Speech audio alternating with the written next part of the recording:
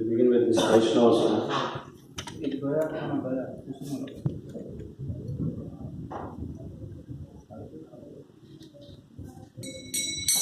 Namo Vishnu Padaya Krishna Prasthaya Bhutale Srimate Bhakti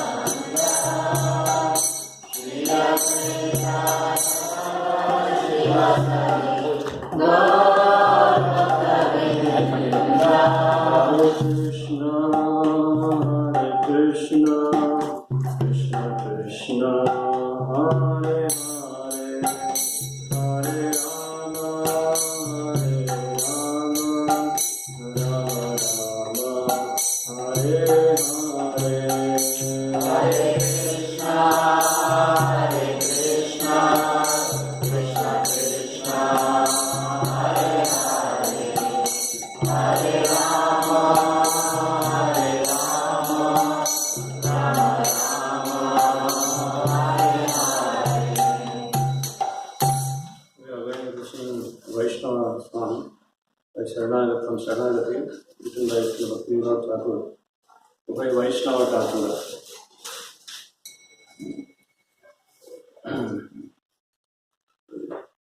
Anyone has a mobile, they can just see through the mobile.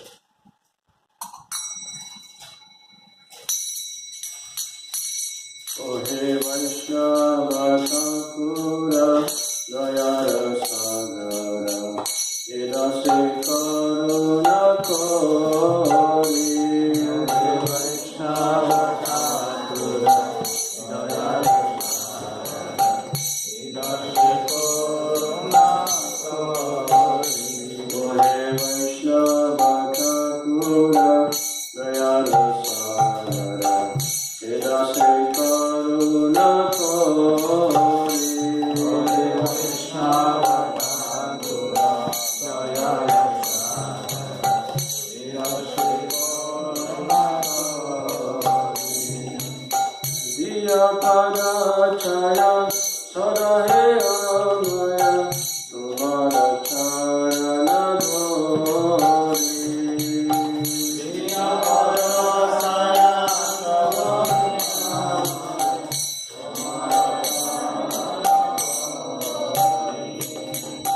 Chaya Vigodoli Chaya Rasesa Chaya Guna Vihodase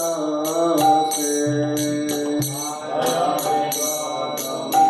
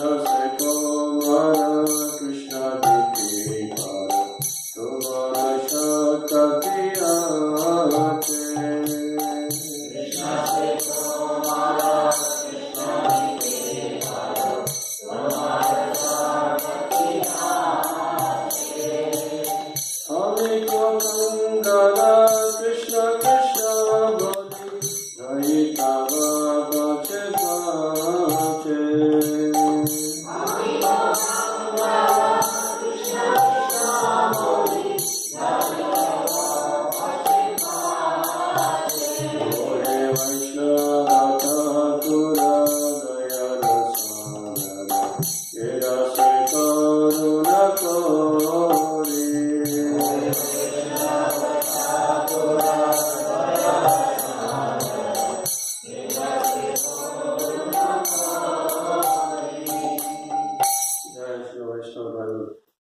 Shri भक्ति सिद्धांत सरस्वती ठाकुर आविर्भाव तिथि महामहोत्सव की ज्ञानाविन्दस्य ज्ञानाविगणशलाकया चक्षुरुन्मिलितं येन तस्मै श्रीगुरवे नमः।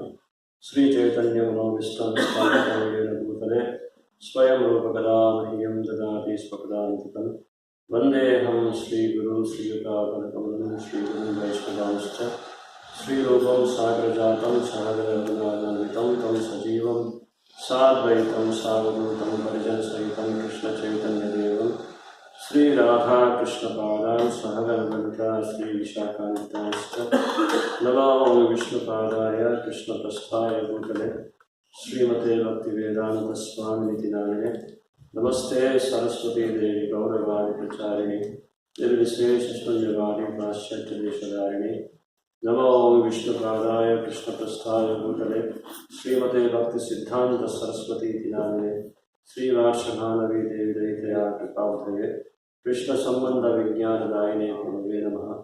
माधुर्योज्वल प्रेमाद्या श्रीरूपानुग भक्तिद श्री गौर करुणा शक्ति विग्रहाय नमोस्तुते। नमस्ते गौरवाणी श्रीमूर्ते दीनदारिणे रूपानुवृद्धा सिद्धान्तहारिणे एवाञ्चाकल्पतरुभ्यश्च कृपासिन्धुभ्यो च पतितानां पावनेभ्यो वैष्णवेभ्यो नमो नमः। हरे Krishna. So, I prepared myself to discuss on this topic, the Bhakti Siddhanta Saraswati Thakur's appearance day.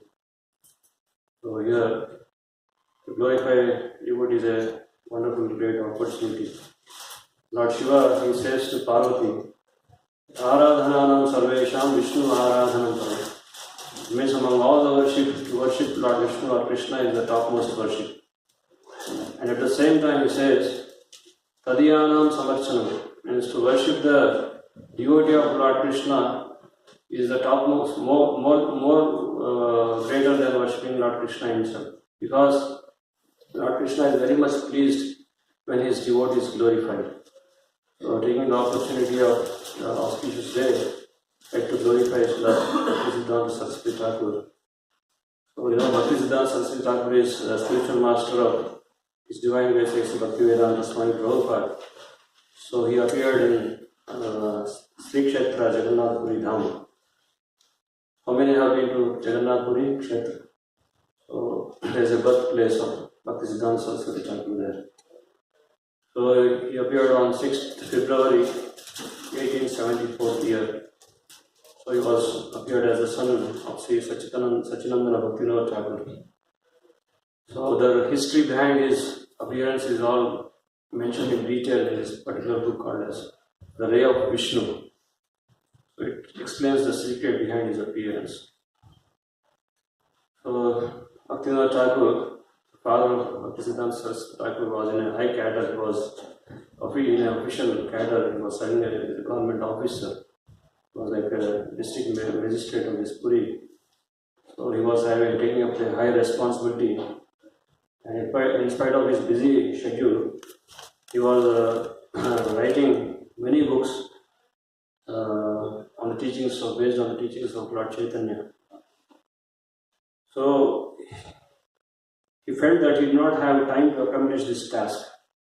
That's why he was praying to Lord Jagannath to send a qualified assistant to assist him in his spiritual activities. So in this way, when he was praying, he was worshipping Lord Jagannath to have a ray of Vishnu, the empowered devotee. Like he wanted to have a powerful empowered personality to propagate the message of Lord Chaitanya. So I was praying, and as a result, Jagannath has sent a qualified assistant to him. So he is Bhaktisiddhanta Saraswati Thakur.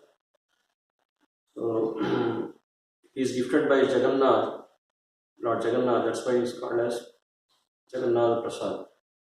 Like he is called as Vimala Prasad. Now the question may arise, why he is called as Vimala Prasad? Generally in Puri, Jagannath Puri Dham, there is a temple of Vimala Devi also. So the process there is, whatever the first offering goes to Jagannath,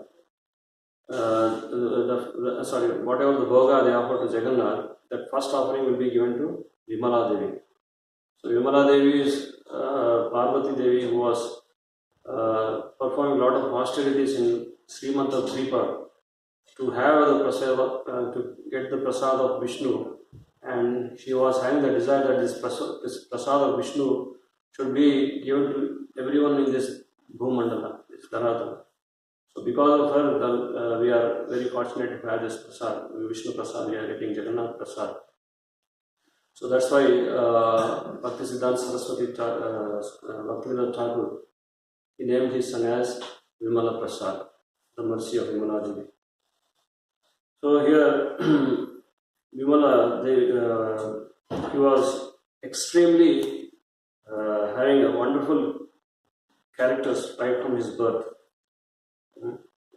He was having all the qualities of a great Vaishnava, a pure devotee.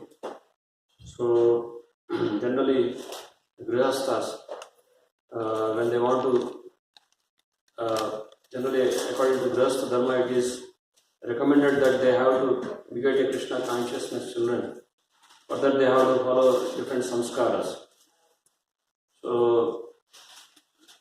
this we can learn from this, like how Bhakti Thakur was trying to beget a Krishna consciousness empowered devotee. Otherwise, there will be like Varna Sankara. Varna Sankara means unwanted progeny who only creates disturbance in the society. So here, after worshipping, he got a wonderful child, like Siddhanta Saraswati Thakur was very qualified. So right from his childhood, he was trained up nicely, and Bhakti Thakur was personally guiding him. He was training him, and he was giving him all the knowledge, all the spiritual knowledge. So in a childhood, one incident took place, like generally if the children commits any mistake, it's not taken seriously.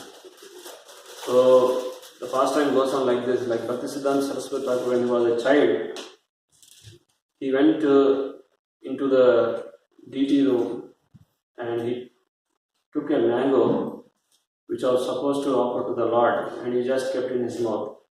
He was about to eat. So Bhakti Thakur said, "No, you have done a mistake. Actually, this is meant for the Lord. It has to be offered to the Lord. So without offering to the Lord, you just try to honor, eat it.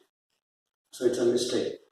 So even though he was a small child, he took a strong vow that now I will never in my lifetime going to touch this mango. I will not eat mango. So he was such a strict personality. He was very principled right from his beginning of his childhood.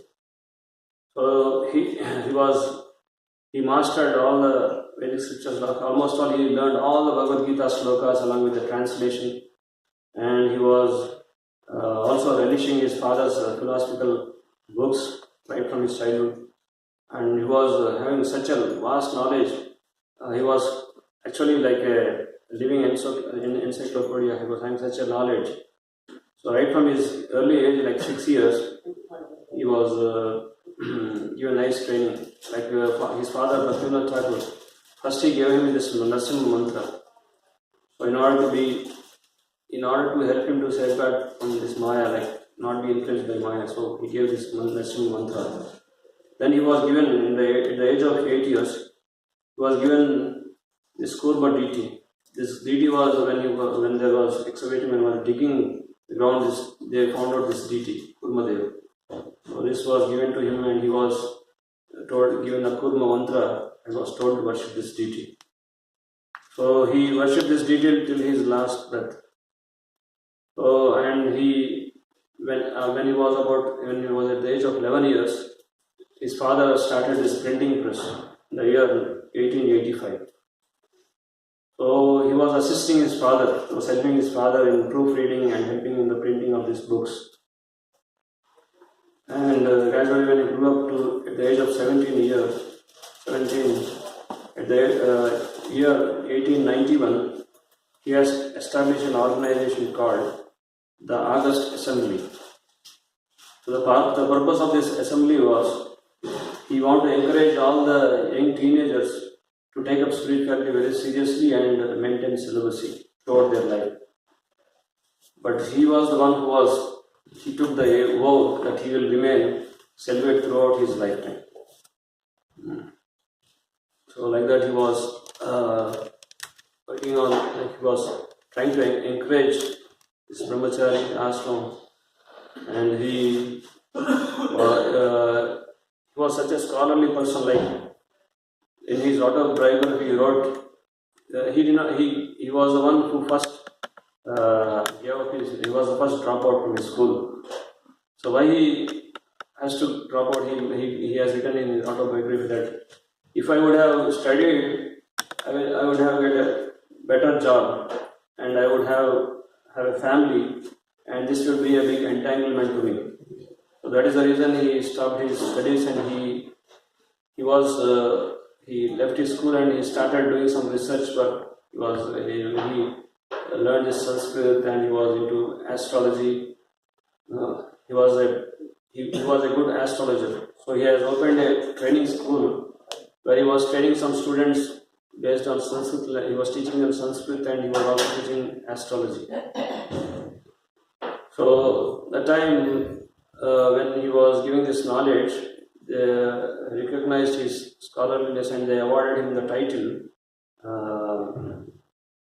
Jyotish Siddhanta. But later he was called as Bhakti Siddhanta, but previously was as Jyotish Siddhanta. He also gave this philosophy based on Jyotish Shastra. So he was preaching and convincing so many people on this philosophy of Gaudiya Siddhanta, and he tried to derive the knowledge from these four sampradayas: Sri Sampradaya, Rudra Sampradaya, Kumara Sampradaya, Shambhu Sampradaya, Brahma Sampradaya. So he was trying to take all the knowledge, trying to unite all the sampradayas by taking their teachings. That's why we see when in his birthplace in Puri, the temple they have built in such a way that the four sampradaya prominent acharyas, they are just around the temple like that. They have made a diagram around the temple. This indicates that. So Bhaktivinoda Thakur, he was also preaching about this Daiva Varnashrama system and to harmonize the society and provide spiritual fulfillment for all, each and everyone. Previously there was a mood that only Brahmanas has to worship and all, but he changed that idea. There was a conflict going on between some Brahmanas and other castes. So in order to resolve this conflict, his father Bhaktivinoda Thakur was called to that meeting, but because he was sick, he was ill, so he sent Bhakti Siddhanta Saraswati Thakur to go and attend the meeting and resolve the conflict. So Bhakti Siddhanta Saraswati Thakur, when he came to the meeting, he was giving such a wonderful clarifications. He was, at one hand, he was glorifying the Brahmanas. He was saying what actually Brahmana means, why we have to respect a Brahmana. He was saying all, and the Brahmanas who were there, they were saying he's glorifying us, and their heart were melting like anything. And at the other hand, he was also glorifying Vaishnavas. And at the same time, he was saying, actually, who is a Brahmana? Brahmana is not by birth. Brahmana is by qualities he acquires. Like we have one sloka, this Chaturvarga Maya system, Guna Varna Vibhavasa. This 4 Varnas, Brahmana, Kshatriya, Vaishya. This is according to Guna and Karma, not by birth. Anyone can become a Brahmana. Required he has to be qualified. So that's what he was teaching. And this so-called Brahmana who were trying to earn money based on their birthright, it was a big threat for them. They were threatened by hearing these words. So they were saying, how are we saying that by birth we are not Brahmanas? How can he was saying? So he finally proved that in that assembly, he clarified that, and he said that he gave the conclusion that God is worshipped not only by Brahmanas, but everyone has right to chant his names and worship him. That is the first statement. And second, he said that everyone has right to wear sacred thread. Like Brahmanas wear this sacred thread, Gayatri. So he said everyone has right to wear this, but required they have to become qualified to wear this. And the third thing in the statement, he said that Brahmana, Brahmajanaditi Brahmana. Brahmana means he must know about Brahman. And at the same time, he should be, if you want to become a Brahmana, you should be free from all sins and impurities. Then you can also become Brahmana. Like that he concluded. So in this way, he was preaching about this pure devotional service, trying to encourage everyone to engage in the service of Lord Krishna. So he built a beautiful temple in Mayapur. This temple, it's in West Bengal, Mayapur. It's like a headquarters for this Gaudiya mission. So this in Mayapur, there's a place called as Yoga Beach. It's just beside this Yoga Beach. This beautiful temple he established. So there is one pastime took place there. When he was there doing his sadhana, he was able to envision Vrindavan, Govardhan, Yamuna, and all these places in the temple there itself. So he said to his disciples that you create a Vrindavan atmosphere here. So Vaishnava, wherever he goes, he carries the Vrindavan consciousness there. Even though he is in America or Srila Prabhupada, Bhakti Saraswati Thakur's disciple Srila Prabhupada, when he was in New York, he said to some of his disciples that, do you think I am in New York? No, I'm in Vrindavan. So that means a pure devotee, wherever he goes, he carries the Vrindavan consciousness and tries to establish that Vrindavan mode. That's what Siddhanta Saraswati Thakur did. So like that he built so many temples, he established 64 Gaudiya mats, and he started this Brihad Mridanga printing press, printing spiritual literature. So he establishes 3 Brihad Mridanga printing presses. One is in Madras, the second one is Calcutta, and third one is Krishna Nagar. So he was pumping out books and magazines, spiritual magazines, and newspapers based on the teachings of Lord Krishna from Bhagavad Gita and Bhagavatam and other spiritual topics. So he was also printing a newspaper called as Nadiya Prakash. So that time, few of them questioned why so much newspaper, why spiritual newspaper has to be printed and spread. What is the reason? Then he said, he was giving a wonderful answer for that. He said, this insignificant city, he was referring to that Calcutta, this city, it has every day 5 newspapers about all mundane subject matters, about all materialistic topics. Every day they print 5 newspapers. But the pastimes of Lord Krishna are so wonderful. The Nitya Leela goes on Lord is always doing his pastimes. That's why it's called as Nitya Leela. So he comes to this Bhava Vrindavan, this Bhumandala, he does pastimes here. He is now doing in other land. He's always, the Nitya Leela goes on in his Goloka Vrindavan, the spiritual world. So Bhakti Siddhanta Saraswati Thakur says, the Lord is doing this constantly, this wonderful pastimes. It's always Nitya Nava Yavana. It's always ever fresh. Like we see this Leela, Lord Krishna, he performs his pastimes 5,000 years ago in Vrindavan, in Dwaraka and Mathura. But still the devotees relish these wonderful pastimes. It's always ever fresh. And we always feel ecstatic. We feel ecstasy by hearing this pastimes. We derive a lot of pleasure by hearing the Krishna Katha. Srila Krishna Punya Shravana Kirtana. Hearing about the Krishna's pastime is Punya Shravana. And just once we hear Hrudayam Dastya Bhadrani, whatever dirty things are accumulated in the heart, everything will be, we are free from all the dirt within the mind. So that's such a wonderful pastimes of the Lord. So he was explaining that these mundane topics are published in newspaper every day. Every day 5 newspapers are there for these mundane topics. Why not for spirituality? That's why he said for every hour there should be a newspaper related on spiritual subject matters. That's why he said we are publishing this Nadya Prakash, which explains about the transcendental activities of the Supreme Lord.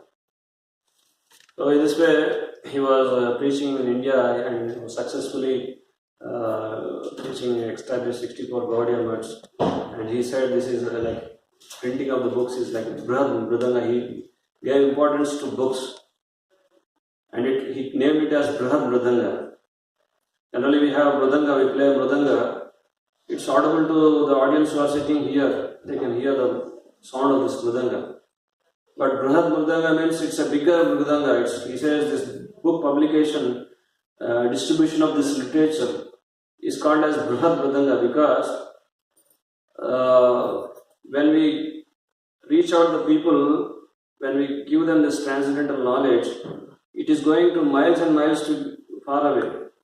They are getting the wonderful literature and they hear these pastimes, they hear the glories of the Lord, and in this way they are getting an opportunity to serve the Lord.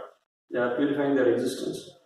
That's why he called this as Brahad Mridanga. And he was instructing Srila Prabhupada Acharya to, whenever he says, whenever you get books, try to print books. That was the most important instruction he was giving to Swami Prabhupada. So, this was all his successful preaching which was going on in India. And one of the most greatest contribution what he gave to us is, can anyone guess what is the most important contribution which he gave? Srila Prabhupada. He has given us Acharya Srila Prabhupada, whom he initiated, empowered him, and inspired him to distribute Krishna consciousness throughout the world. At the first meeting only, when Srila Prabhupada met Srila Bhakti Siddhanta Saraswati Thakur, at the first meeting only he said, why don't you English-speaking gentlemen try to broadcast the message of Lord Chaitanya throughout the world? So he could envision it. He's a pure devotee. He could see who was qualified to do this task. He sent his other disciples also to West to preach. He sent one of his disciples to preach. He said, you go to Western countries and preach, give the message of God to everyone.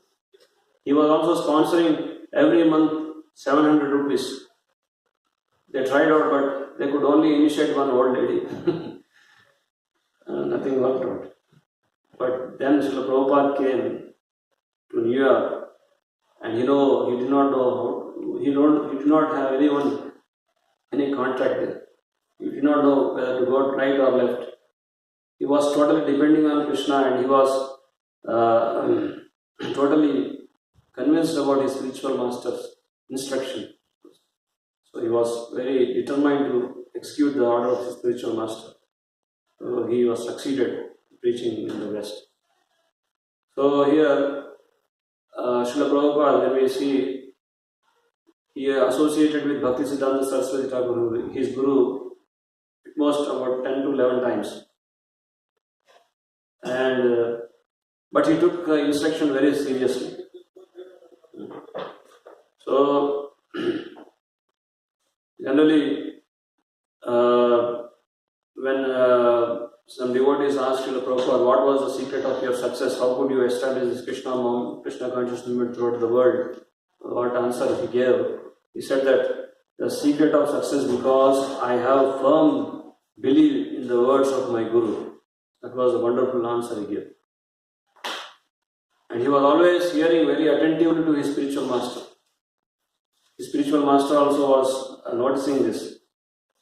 At one time he was giving a class on Srimad Bhagavatam, but all the devotees were here and there engaged in different services. And Bhakti Siddhanta Saraswati Thakur, where are the devotees? Then the other devotee said, they are busy engaged in other services, caught up in other services. Then Srila Bhakti Siddhanta Saraswati Thakur said, we can hire someone and let them do the services, but devotees should give first priority. If you don't hear properly, then if you don't develop proper understanding, then how can you develop love towards the God? At another time, the devotee was, when the discourse was going, he was looking into the deities. He was standing in the deities and taking darshan of the deities. And he asked him, he stopped the class and he said, your darshan is over. Then he said, you should have darshan through years. Just by seeing with our blunt material eyes, we cannot understand. So if you really want to understand the Lord and develop attachment to Him, you should hear about His qualities. So they were giving priority to hear the spiritual topics. So Srila Prabhupada was very keen about it. He was very attentive in hearing.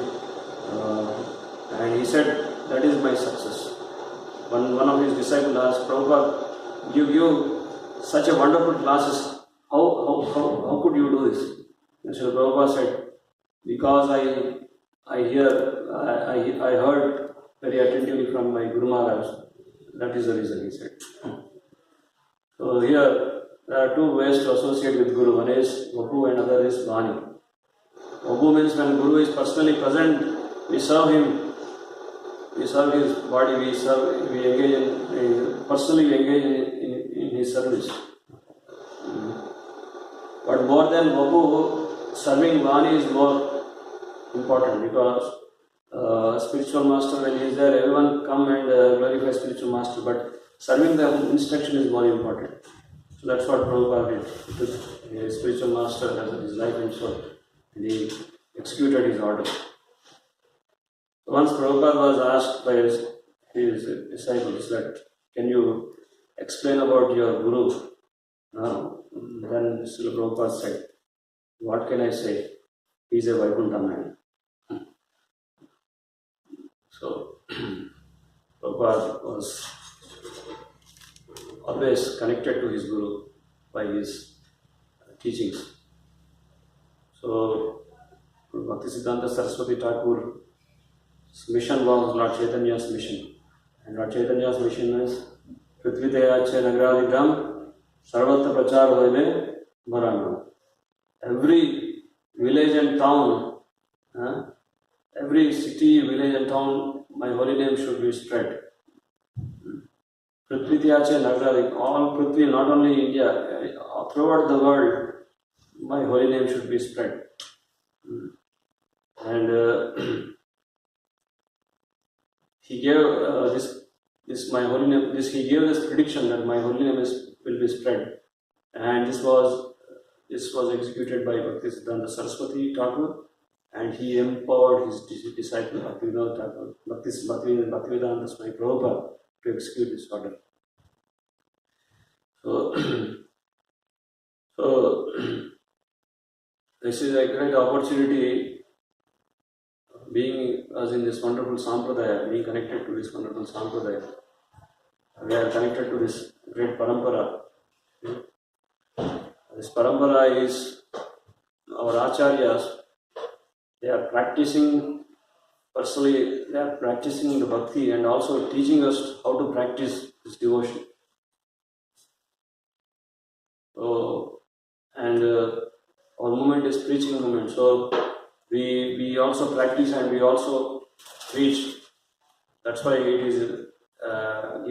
is explained that Janma Sarthak Kari Karo Paropakar. We have to perfect our life and also do Paropakar. So how to do Paropakar? By giving them the knowledge about the Lord. People have many ideas that Paropakar means we help them, we help the people who are in need of food, clothing and shelter. But real Paropakar means to connect them to God. Generally, every living being is connected to God because they are part and parcel of God. But because of illusion, because of this, we are disconnected.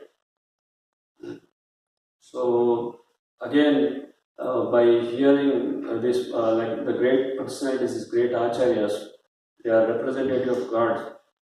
So they come personally and they teach us how to revive our lost relation with the God and connect us to God. So we have to follow in the footsteps of these great acharyas. Mahajanoina Tatasapanta. In this way, we can attain perfection in our life. So generally, Vaishnava, the devotees, they have a lot of compassion. Paradukha Dukhi. Paradukha Dukhi means they feel, they accept the other miseries as their own, their suffering. They are so compassionate. And out of this compassion, they want to help the living beings. They want to uplift them. So in order to help them, they are trying in many ways. So we also have to imbibe this.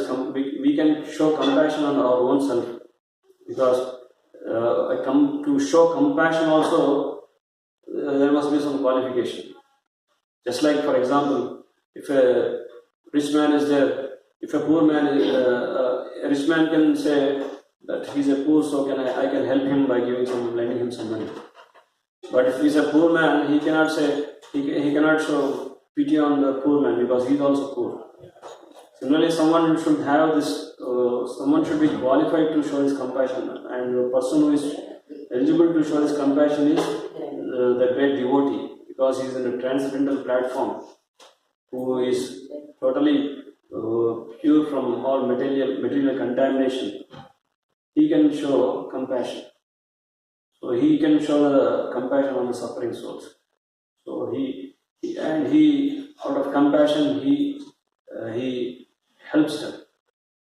So we, being associated with these great personalities, we can only be the carrier of this compassion. We can be carrying the mode of compassion and try to help try to connect them with God. So Srila Bhakti Siddhanta Saraswati Thakur was his name. A person is given a name according to his activities, according to his qualities. So he is titled as Bhakti Siddhanta. We just now discussed that he is titled as Siddhanta, Bhakti Siddhanta. Previously was called as Jyoti Siddhanta because he was expert in astrology. And because of his devotion and love towards Krishna, is called as Bhakti Siddhanta title. So here, Om Vishnu Padaya Krishna Prasthaya Srimate Bhakti Siddhanta Saraswati iti namine Sri Varshabhanavi Devi Dasa means Sri Varshabhanavi Devi Dasa means Radharani's servant. He is favored by Srimati Radharani. So that is the meaning. And here there is another verse which explains that Sri Gaura Karuna Shakti Vigrahaya Namostute. So the title Gaura Karuna Shakti is given.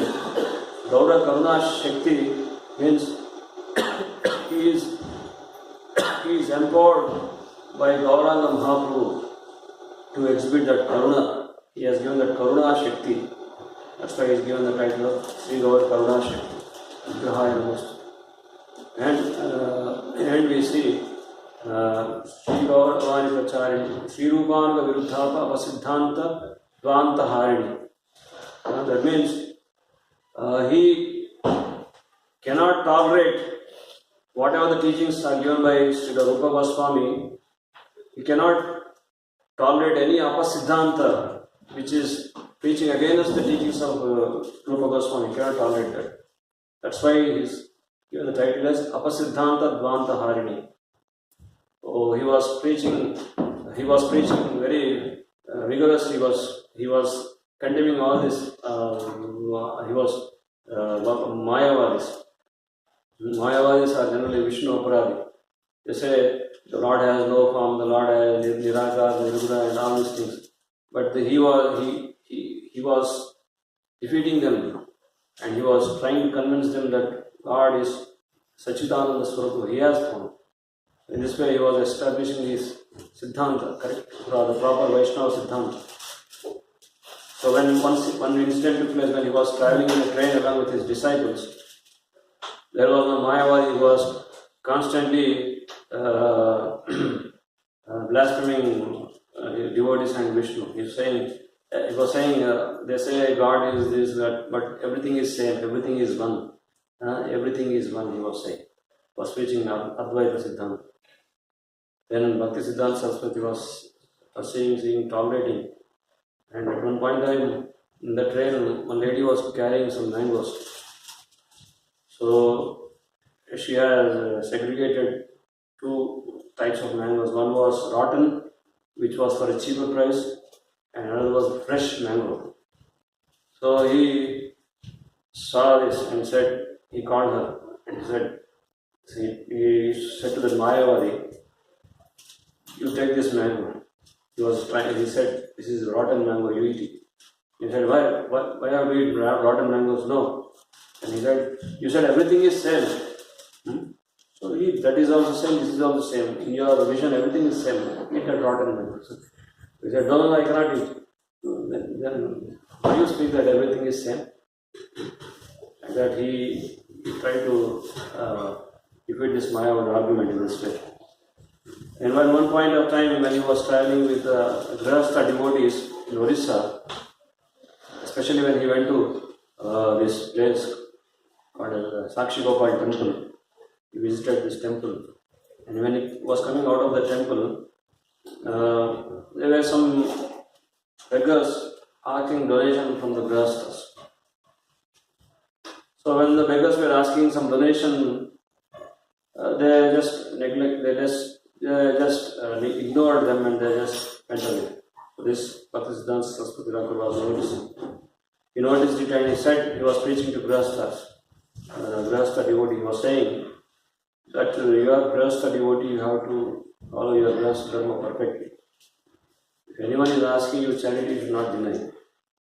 So even though the person is a poor person, he is asking you some money, you can give your money. Even though if you think that I want to keep this money and only use this money in Krishna's service, but still, if someone comes and asks you, you have to give them money. If the poor person asks you some money, you can give him, you can donate.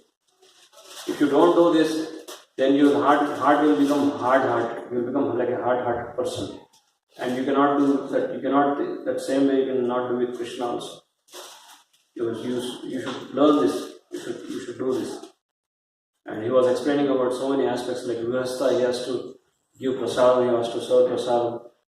He was saying that Grihastha Dharma, first thing when he cooks something in the house, first thing what the Grihastha should do, she should go outside and call someone. If anyone is hungry, please come. You should invite them. So if a hungry person he says, I'm hungry, he should invite him, feed him nicely, and after he eats, then any remains is left over, then he should take. So he was explaining all these aspects, and he was trying, he was preaching. He was always, every step, he was in a preaching mood. He was giving directions. So, therefore, we are connected to this such a wonderful sampradaya where our acharyas are setting up an example how to lead a perfect Vaishnava life. So here the Vaishnavas, they try to establish this Sadharma. Sadharma samsthapako. In this way, if we strictly follow to the principles of Acharya, we will be leading a proper dharmic life. Dharman tu sakshat bhagavad pranitam. The religion is meant to develop, understand the God and love God. Dharmena hina pashvir saman. without accepting dharma, then there is no much difference between animals and human beings. Animals, they are also eating, mating, sleeping and defending. And human beings also are doing the same thing. They are also eating, sleeping, mating and defending. But they are doing it in a more sophisticated way. But the activity is same. There is no much difference in the activity. They eat on the animals, they eat on the roadside, the dog and cats. And human beings are eating on a very well furnished dining table. But the activity is same. Similarly, sleeping also. Sleeping, mating and defending. So we are trying to defend ourselves by inviting all this military defense and all these things. The animals also are defending in their own way. So the activity is same, but the very special activity which human being can perform is accepting this dharma. By accepting this dharma, he is considered to be human being. Otherwise, he is called as Dvipada Pashu. He is in a human form of body. Without dharma, he is considered to be Pashu, animal. That's why we accept this dharma, these religious principles, and we try to connect ourselves with God, and we try to make our life perfect. Hare Krishna. Stop here. Jai Srila Bhakti Siddhanta Saraswati Thakur Ayurveda Didi ki Jai. Any comments?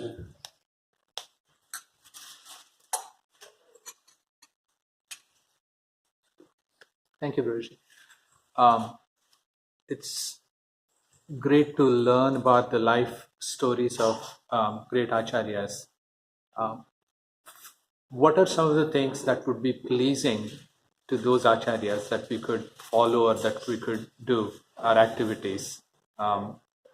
We are followers of Prabhupada, and Prabhupada is the topmost follower of Bhakti Siddhanta Saraswati. So what would please them? What should be our activities? Yeah, our acharyas are given certain rules and regulations. So, especially Srila Prabhupada, he said, you follow these 4 basic rules and regulations, like no meat eating, no illicit sex, no gambling, and no intoxication. And always chant the holy name. He has given us minimum number, at least chant 16 rounds. So if you follow these instructions, it is pleasing to him. And at the same time, he said many things also, how to please him. Like he was asking his disciples, like some of the disciples were asking, how to please you, Srila Prabhupada. So they were saying, some were saying that if you distribute a lot of books, it will please you. And Prabhupada said, yes, but there is something more. And everyone were giving different answers. And finally, Prabhupada said, if you together cooperate together and come together and engage in the service of Lord together, in this way, that is the most pleasing thing which he mentioned in one aspect. Like that. So if you want to really please Prabhupada, then we have to follow his instructions. Try to help each other and try to make advancement in Krishna Bhakti by following the rules which he has given. There are do's and don'ts in spiritual life. That is clearly mentioned by Srila Prabhupada. He says, if you eat meat, then that is going to destroy